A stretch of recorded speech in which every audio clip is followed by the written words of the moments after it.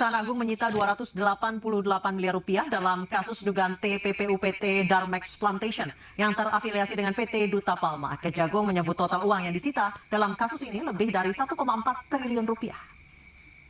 Kejaksaan Agung merilis uang hasil sitaan kasus dugaan tindak pidana pencucian uang dari PT Darmex Plantation yang merupakan bagian PT Duta Palma Group.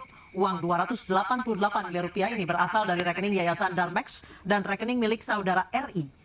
Kejaksaan Agung menetapkan 5 perusahaan terlibat yakni PT Palma I, PT Siberida Subur, PT Banyu Bening Utama, PT Panco Agro Lestari, PT Kencana Amal Tani, dan satu perusahaan yang diduga melakukan TPPU yakni PT Aset Pasifik.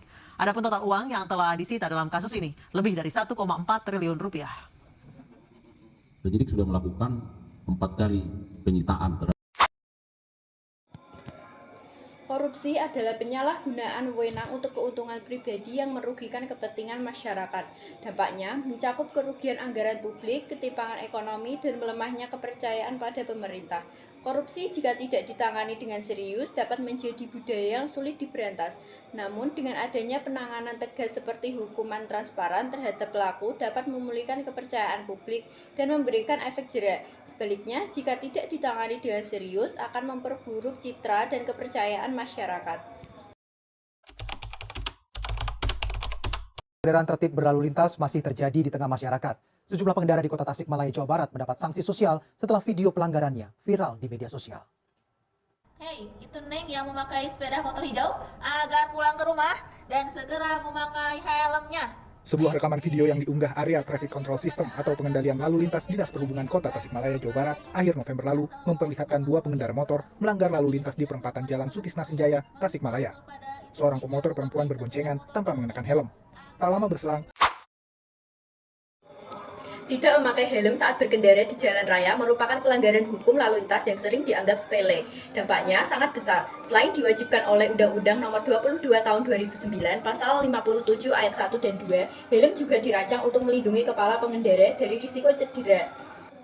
Jadi, memakai helm bukan hanya sebatas menaati hukum lalu lintas saja, namun juga untuk keselamatan pribadi. Oleh karena itu, sebagai pengendara sepeda motor, sebaiknya kita memakai helm saat berkendara agar melindungi diri dari bahaya dan sebagai bentuk taat hukum. Selebgram Cut Intan Nabila menjadi korban KDRT yang dilakukan oleh suaminya. Rekaman KDRT ini diunggah sendiri oleh korban lewat akun Instagram. Ya, pada Selasa malam tersangka berinisial AT sudah ditangkap pihak kepolisian Polres Bogor. Kali ini selebgram berdarah Aceh Cut Intan Nabila menjadi korban kekerasan dalam rumah tangga. Aksi KDRT itu terekam dalam kamera CCTV dan diunggah Intan dalam akun Instagramnya. Dalam unggahan itu terlihat Intan dan suaminya terlibat dalam cekcok. Tersangka kemudian terlihat memukuli korban hingga tersungkur. Tak hanya itu, anak korban yang masih bayi pun sempat terkena tendangan yang dilakukan oleh tersangka. Dalam keterangan unggahannya, KDRT itu bukan kali pertama terjadi. Korban juga mengaku memiliki puluhan video yang merekam aksi KDRT tersebut. Selasa malam, petugas dari Polres Bogor menangkap AT, suami dari selebgram Cut Intan Nabila. AT ditangkap di sebuah hotel yang berlokasi di kawasan Kemang, Jakarta Selatan. Dalam video yang beredar, AT tak berkutik ketika petugas menyergapnya. AT langsung dibawa ke Polres Bogor untuk diperiksa dalam proses pemeriksaan lebih lanjut. Dikutip dari cnnindonesia.com, Kapolres Bogor AKBP Rio Wahyu Anggoro belum menjelaskan secara detail terkait penangkapan AT ini.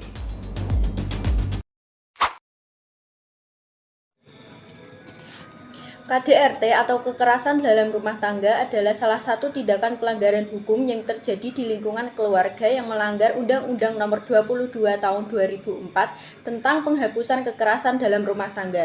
Selain itu, KDRT juga melanggar hak asasi manusia karena tindakan ini mencakup kekerasan fisik, psikis, dan penentangan ekonomi yang merugikan korban.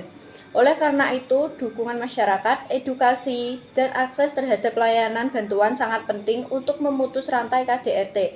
Seharusnya dalam keluarga kita harus saling menyayangi, melindungi, dan saling menghormati.